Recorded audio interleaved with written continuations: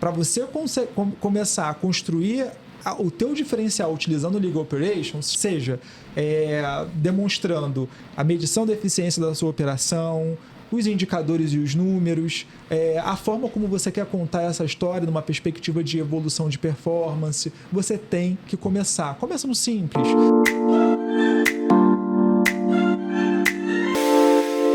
Boas-vindas ao Bate-Papo Aurum, o podcast que acredita que a carreira jurídica é feita de escolhas reais, corajosas e muitas vezes surpreendentes. Aqui a gente fala sobre advocacia e inovação, com leveza, profundidade e um toque de caos criativo. Porque ninguém disse que advogar seria fácil, mas pode sim ser mais leve. Depois de um painel super potente nos palcos do Aurum Summit, eu tô aqui. A gente conseguiu reunir 3 grandes nomes da área de Legal Ops no Brasil. Paulo Samico, Guilherme Totti e Flávia Furlan, boas-vindas. Para começar, eu vou pedir que cada um se apresente rapidinho aí para o nosso público. Flávia, quer começar a fazer as honras? Pode ser, gente. Obrigada pelo convite, uma honra estar aqui com vocês. Sou Flávia Furlan, trabalho atualmente como Legal Ops na Uber do Brasil. Tenho uma carreira um tanto quanto ousada, eu diria, ou talvez diferente da prática comum, porque eu trabalhei 10, 11 anos no serviço público e fiz uma transição de carreira para a área privada, indo para Uber, onde estou há 3 anos e alguns meses. Inicialmente, eu comecei no contencioso dentro da Uber e, diante de uma necessidade de desenvolvimento da área de Legal Ops na nossa realidade brasileira e também por uma curiosidade, eu diria, da minha parte, a gente conseguiu viabilizar a entrada dessa área na Uber aqui e agora eu estou trabalhando na implantação de Legal Ops no Brasil. É isso. Excelente, bem-vinda. Obrigada. Passando a bola então para o Guilherme. Se apresenta aí para a galera, por favor. Pô, maravilha. Tô super feliz de estar aqui mais uma vez aqui com vocês. A gente, depois de um baita painel, um momento super legal, grande honra. Eu sou Guilherme Totti, eu sou sócio-diretor de Legal Ops na KPMG e também sou um dos líderes regionais do Clock Brasil. Eu tenho uma carreira um pouco diferente, assim. Eu já trabalhei em escritório de advocacia, já trabalhei em jurídico de empresa, já trabalhei em Legal Tech, em Legal Ops, dentro de jurídico de empresa, e agora eu tô indo para consultoria, né? Enfim, faz alguns meses. E tô nessa jornada, assim. Então acho que vai ser interessante essas perspectivas diferentes, público, privado, prestador de serviço, in-house, nessa mesa aqui. Excelente, vai mesmo. E agora, para finalizar então os nossos convidados, o Paulo Samico, por favor. Bom, acho que para começar eu sou fã da Aurum. A gente está aqui no Aurum Summit e, gente, não sei que hora você está ouvindo esse podcast. Bom dia, boa tarde, boa noite, boa madrugada, não importa o horário. A energia que a gente está gravando aqui no dia de hoje está contagiante, tá demais. Eu sou o Paulo Samico, eu estou atualmente na área de Legal Transformation da Sabesp, sou presidente da ACC no Brasil, ACC Association of Corporate Counsel, a maior comunidade de advogados corporativos do mundo, de in-house. Tem a newsletter, Poder de Síntese, e prometo que eu também durmo. Mas nas horas vagas sou LinkedIn Top Voice. Estou ali no LinkedIn sempre trazendo insights, sugestões, uma proposta de construção da gente repensar o mundo jurídico. Acho que isso é até um pouco do que a Aurum, que está atualmente patrocinando a newsletter que eu produzo, traz para o jogo, né? Para a gente transformar a advocacia por meio da Temis, do Astrea, enfim, dos produtos que a Aurum oferece. Estou muito animado de estar aqui com vocês. Eu acho que a proposta aqui é a gente discutir uma profissão que está em ampla transformação e até em reconstrução, por assim dizer. Então eu espero que vocês gostem do conteúdo e se vocês não gostarem, pode comentar ainda assim. Gente, boas-vindas. E vocês falaram um pouquinho sobre a carreira de vocês, deu para ver que vocês têm uma visão bem ampla de áreas do direito mesmo, né? Atuam aí numa área que precisa de uma visão bem ampla. E aí, para começar, eu queria saber se vocês sempre tiveram esse olhar sistêmico ou foi algo que foi se aprofundando com o tempo, vocês foram descobrindo aí que gostavam disso? Alguém Tudo depende, né, Flá? Começa aí. Obrigada, Gui. Me veio isso à mente também, dando um contexto para quem está ouvindo a gente aqui. Eu e o Gui estivemos numa conversa há um tempo atrás e a gente estava falando sobre perspectivas de mundo e tal, e falando sobre um problema. Na real, eu nem lembro qual era o problema.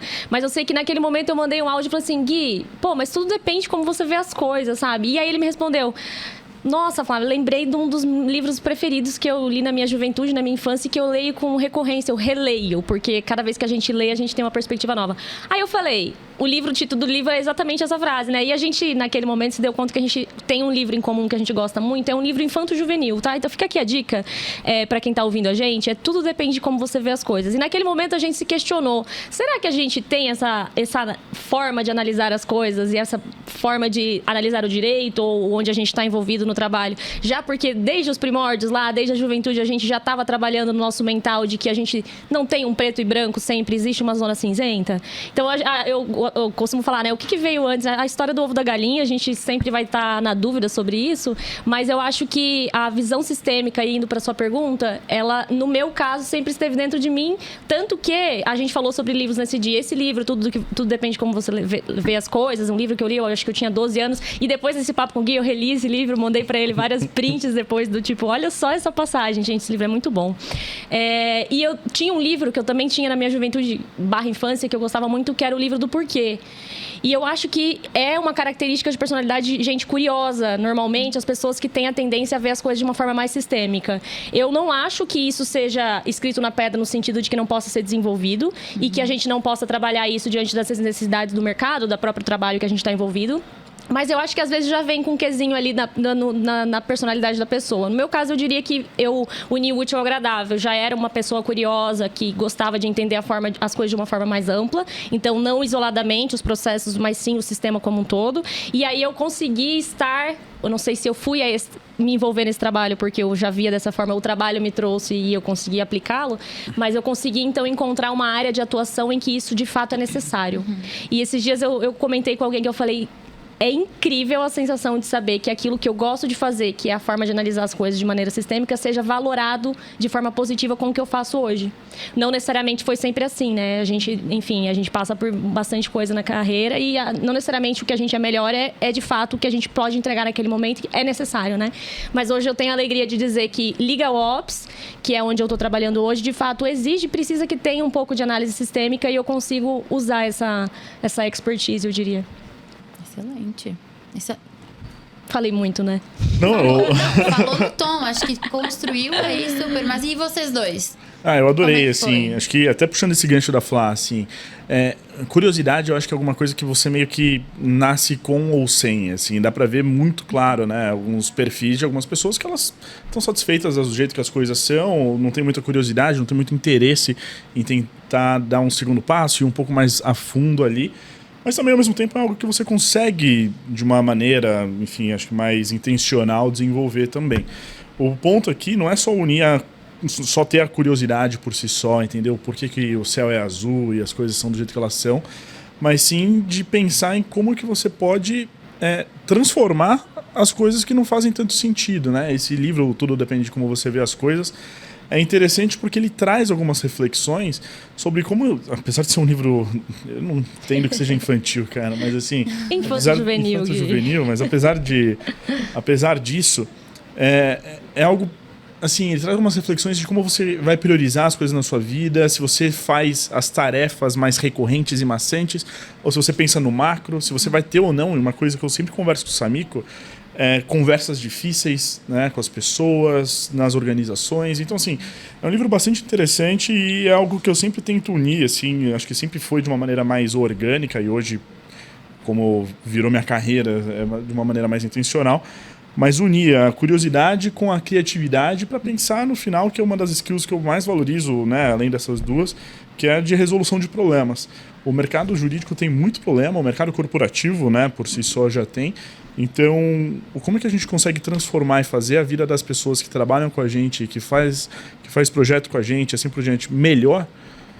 Acho que é um pouco de um propósito bonito e interessante para a gente ter. Eu gosto de contar histórias. E quando eu entendi que a minha história era eu a pessoa que deveria contar e não ser o coadjuvante, ser o protagonista, tudo mudou. E por que não contar essa história de uma forma divertida, de uma forma que eu pudesse trazer uma narrativa diferenciada, que eu pudesse fazer um diferencial e até mesmo ser o diferencial para a profissão que eu estou ajudando a reconstruir. E foi quando eu tomei essa decisão eu acho que muita coisa mudou, né? Numa perspectiva profissional.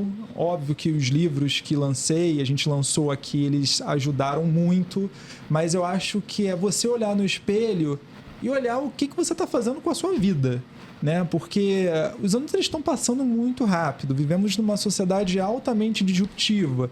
Se você é empregado, CLT, você tem que estar pronto todos os dias para ser promovido ou demitido. Se você é autônomo, está no seu escritório, cara, você tem que estar pronto para receber um contrato novo ou ter uma rescisão de um contrato com um cliente antigo de anos. Nós temos que estar prontos. Eu acho que toda essa construção de carreira, ela perpassa pela responsabilidade de você ter coragem para usar, de você ter poder de execução para implementar novas ideias e de você ter a criatividade conectando os pontos. Todos os processos, todos os acontecimentos, as experiências que você teve na sua vida, eles vão ser úteis para você no momento de carreira. E quando você entra de cabeça numa área que está transformando a gestão jurídica, que é a Legal Operations, você começa a olhar para trás, para tudo aquilo que você construiu, desde a tua época de estagiário, não sei em que ano você iniciou no direito, mas se você for como eu, que entrou em 2013, 2014, você iniciou carimbando alguma coisa. Os jovens da Gen Z não vai nem saber o que é um carimbo. Mas você olha para trás e você tem que trazer, inclusive, uma experiência para uma questão de modificação de processo. Por que eu faço isso? A Flávia trouxe muito bem, né? Como que eu vou fazer isso de uma perspectiva curiosa? O Gui acabou de comentar. A gente tem que reunir todas as experiências que a gente teve ao longo das nossas vidas, seja do ponto de vista de profissão ou não, para poder trazer o nosso diferencial e fazer com que a gente faça algo de diferente, algo de impacto, algo significativo para a carreira que a gente está construindo. Legal Operations é um pouco disso também, né? Se você olha para uma perspectiva de ser uma nova metodologia de trazer a gestão jurídica para o jogo, tirando toda a parte da técnica, pega toda a bagagem acessória, metodologia, controles, indicadores, todo o monitoramento, a gestão de fornecedores, de parceiros, a forma como você vai estruturar a tua operação, você começa a construir o teu diferencial e traz Legal Operations para a sua vida.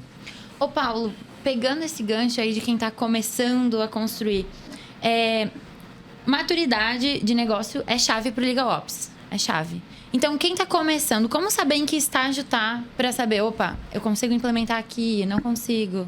Tens alguma dica? Como começar? Como começar? É o famoso como começar. Nós temos um livro, né? Nós participamos de um livro, Legal Operations Como Começar, que ele vai te dar essa resposta, mas não de uma forma objetiva, de uma forma reflexiva, porque você tem que olhar para a sua realidade, né? Existem inúmeras formas de você começar a contar essa história, até fazendo um resgate do que eu acabei de falar, mas olha para o todo, né? Temos dois aqui representantes do CLOC no Brasil, que é uma comunidade internacional que só fala de Legal Operations. Se eu tenho uma instituição que só fala de Legal Operations, eu vou olhar para ela e descobrir o que ela tem a trazer para a minha realidade do dia a dia. Se eu tenho uma matriz, se eu tenho uma mandala com 12 competências que inclusive podem ajudar no nível de maturidade, o objetivo é começar. Tem uma imagem que eu gosto muito, que é o poder de você fazer um pouquinho todos os dias. É um muro e tem um sujeito na imagem colocando um tijolinho e ele já avançou, cara, muita coisa a partir da decisão, do ato de coragem que ele teve de colocar o primeiro tijolo. E aí, a minha percepção para você começar a construir o teu diferencial utilizando o Legal Operations, seja demonstrando a medição da eficiência da sua operação, os indicadores e os números, a forma como você quer contar essa história numa perspectiva de evolução de performance, você tem que começar. Começa no simples. Começa pelo que você tem hoje para você poder medir e demonstrar que você quer sempre dar o próximo passo. Excelente, Paulo. Flávia, agora, seguindo nessa linha de como começar, quais você visualiza como os erros mais comuns na implementação da Legal Ops e como evitar? Acho que o erro mais comum é esperar estar tudo pronto, o momento ideal. Acho que é isso. O Paulo falou, começa colocando um tijolinho por dia. Eu ouço muito assim, mas eu não tenho budget, eu ainda não tenho time. Acho que é um erro muito comum e a gente não vai ter momento ideal. A gente, nesse mesmo livro que os meninos aqui comentaram, eu tive a oportunidade de escrever um artigo com a Yanda Lopes, que é a diretora jurídica da Uber, que é quando começar uma área de Legal Ops. E esse quando, basicamente, é como o Paulo falou, não tem uma resposta objetiva, mas basicamente é uma reflexão sobre não vai haver momento ideal. Então, eu acho que um erro muito comum é a espera pelo momento ideal. E a espera pela ferramenta ideal. E aí, um sucessivo erro com relação à espera é entender que uma ferramenta vai resolver seu problema. E eu acho que isso também, as pessoas muitas vezes encontram dificuldades na implementação de ferramentas porque elas sequer fizeram um bom mapeamento dos seus problemas. Então, também um erro muito comum, na minha perspectiva, é que há uma falha na preparação no sentido de entendimento do teu cenário. Primeiro, antes de tudo, é preciso entender onde você está, qual é o seu real problema. É uma pergunta que eu faço todos os dias, praticamente em toda reunião que eu entro. Que problema a gente está resolvendo? Se eu tiver numa reunião trazendo uma solução que não está resolvendo problema nenhum, honestamente, pula, vai pro próximo, não se apega à ideia. A ideia é muito boa, mas se realmente ela está resolvendo um problema? Então, eu realmente acho que os erros estão muito mais relacionados a, às vezes, a gente não tem uma preparação melhor de entendimento de onde estamos, quais são os nossos reais problemas, colocar a confiança de que uma ferramenta unicamente é um solucionador de problemas e não necessariamente, apego às ideias, eu acho que é um erro muito comum. Às vezes, você vai ter que mudar a rota, reinventar o projeto, dar um passo atrás, isso não está funcionando, as pessoas, às vezes, se apegam, o ego fala às vezes mais alto, a gente precisa ter um pouco mais de parcimônia e dizer assim, não, realmente isso aqui eu preciso rever, né? E além do erro, você fez uma segunda pergunta que eu já até perdi. Como evitá-los? Como evitá-los. Mas talvez já esteja aí também, né? Já esteja eu acho que está embutido nisso, eu acho que está embutido no fato que você precisa ser um pouco mais reflexivo, mão na massa sempre, eu acho que a gente tem que fazer acontecer, e permitir que se erre. Eu acho que a gente vem, a formação jurídica, ela traz para nós, dentro do nosso próprio graduação, a impossibilidade de erro, já que o erro está relacionado ao processo, a gente tem que ser muito assertivo no que a gente faz. Então, o profissional do direito, normalmente, ele é muito... evita muito erro. E quando a gente está construindo uma área que volta para a gestão de processos, que olha para a gestão do negócio, do jurídico como um todo, a gente tem que assumir que vão acontecer alguns erros. E isso, para o profissional do direito, eu acho que é muito difícil. Então, eu acho que também se libertar um pouco desse dogma de que o erro ele é algo sempre muito negativo, ao contrário, ele faz parte do processo de aprendizado. Eu acho que isso também é uma forma legal e interessante que a gente tem para encarar esse processo que a gente vai vivendo e ser um pouco humilde de reconhecer as próprias deficiências, né, nesse processo todo de mapeamento. Agora vamos mudar um pouquinho o foco do nosso assunto. Guilherme, você defende que comunicação é infraestrutura. O que é isso na prática? Pô, esse é um ponto interessante. Falou no painel de comunicação, né? Aí, você falou sobre a nova tendência do ano que vem, não é? Comunicação, olha aí. Eu tô alinhado, porque esse era meu post do LinkedIn, aliás. já fica aí pra divulgar o episódio. Porra, maravilha. Assim, eu acho que só pegando o ponto que a Flávia falou, assim, né, de quando, como, por onde começar ali, eu acho que sempre existe 1000 desculpas para você não fazer alguma coisa. Né? Então, olhar para essa jornada ali e tentar navegar ali no meio é muito importante. E quando eu falo de comunicação e infraestrutura, muitos projetos no jurídico e muitas coisas dão errado ali. Acho que no mercado corporativo, mas nichando aqui para a gente, parece um projeto meio que de tradução, assim, sabe? Porque as áreas, elas não entendem muito bem o que o jurídico quer dizer, o jurídico não consegue se comunicar, o jurídico não entende qual que é a demanda principal ali da área de negócio, e o jurídico vive reportando sempre as mesmas coisas. Ganhamos tantos casos, fechamos tantos contratos nesse mês. A área de negócio não está se ligando muito para isso. Ela quer que não tenha esses casos, ela quer que esses contratos sejam assinados de uma maneira que ela não tenha... tanto esforço assim. Então, quanto mais o jurídico for estratégico, saber se comunicar ali com o resto da organização, ele vai entender que essa experiência do cliente interno dele, a experiência desse usuário do serviço jurídico é muito mais importante do que a forma e a técnica jurídica. A gente precisa, isso é premissa, o feijão com arroz do advogado. Mas quando a gente tem uma relação e uma comunicação melhor, ele pavimenta de uma maneira muito diferente que o jurídico, de fato, ele fica, de certo modo, e aí pode parecer ruim, mas ele fica invisível ali dentro da organização. Então, todo momento as áreas e as pessoas de um jurídico, por exemplo, estão fazendo operações jurídicas. mas nem todo momento ela precisa de ter um advogado junto ali. Então, essa questão de como você vai comunicar, como que você vai entender a necessidade, onde o meu cliente está, o que ele quer fazer, isso vai mudar muito o jogo, assim. Então, essa parte de começar, quando a gente acha que precisa de um investimento multimilionário, não é ruim, se tiver, melhor ainda. Mas esses trabalhos de tradução e comunicação é muito melhor. Aquela máxima lá da Torre de Babel, que cada um tá falando uma coisa, ninguém se entende, e aí cada um faz o que acha que é melhor, pensando no melhor mesmo, assim, nunca é por mal, mas se comunicando melhor, traduzindo, flui de uma maneira muito mais integrada, assim, as coisas se resolvem, se desenrolam, e, enfim, comunicação e infraestrutura. Excelente. E no fim das contas, trabalhamos com pessoas, né? Com Todo certeza. mundo. E aí eu volto a minha pergunta para isso. Qual foi o principal desafio que vocês tiveram na carreira de vocês, que foi humano e não técnico, ao liderar ou participar de iniciativas relacionadas a Legal Ops? Olha, eu acho que, se me permitem, é um pouco do que falamos agora há pouco. Um desafio humano, no meu caso, ao trabalhar numa empresa que é uma multinacional, é fazer com que pessoas de culturas, formações, países diferentes entendam a realidade de outros locais. Isso, para mim, é um desafio humano, porque ele passa, primeiramente, pela cultura da empresa, e eu acho que isso se aplica... eu estou falando de uma multinacional, mas acho que isso se aplica para um escritório de 10 pessoas também, porque é sobre entender a outra área, que é o que voltamos à comunicação. Nesse meu caso, o desafio humano está relacionado à comunicação, entendimento e compreensão. E ele passa por uma necessidade prévia de que as pessoas estejam abertas a ouvir a diferença do colega que está falando do outro lado. Poxa, se alguém está me falando que aquilo não se aplica, que aquilo é diferente...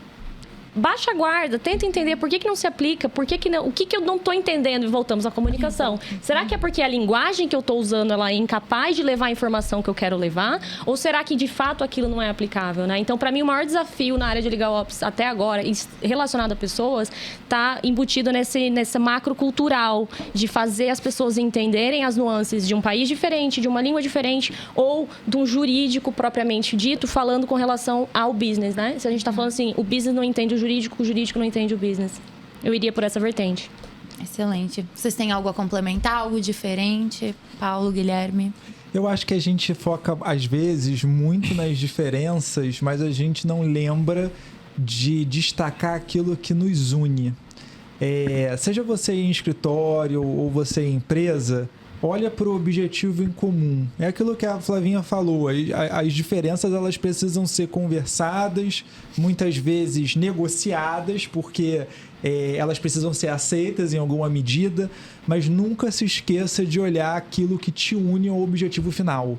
É muito importante. E aí eu já queria trazer também um ponto bem reflexivo, né, para quem está ouvindo a gente até o final. Ao invés de vir aqui ouvir a gente buscar encontrar respostas, busque encontrar as perguntas certas que você precisa responder para trazer o diferencial para a sua carreira. Olha para o espelho, bem momento coach aqui, mas olha para o espelho e tenta perguntar e até responder. Qual é o meu diferencial competitivo para a advocacia? O que eu trago de diferente dos demais? Como que eu vou me destacar desse mar de quase 1,5 milhão de advogados? Mais do que isso, qual é o meu diferencial competitivo? O que as pessoas falam na sala quando eu fecho a porta e elas permanecem lá discutindo sobre mim? Se a gente tiver isso com muita clareza, trabalhar a nossa imagem, fazer com que a gente, do ponto de vista profissional, seja lembrado sem mesmo estar naquele ambiente do ponto de vista positivo, a gente conseguiu dar o nosso recado. Excelente, Paulo. Guilherme, quer complementar? Deixa a sua mensagem final pra gente fechar esse papo, porque infelizmente o tempo tá acabando. O papo também, por consequência, né? Papo gravado, né? Gravado. Pô, muito bom. Isso é verdade. Você falou bem demais, assim. Eu fiquei pensando nisso, né? Desse 1,5 milhão de advogados, assim. Isso é um dado que eu comentei ali no painel. Hoje a gente tem 1,3 milhão de advogados no Brasil. A gente tem mais de 170 mil escritórios de advocacia no nosso país.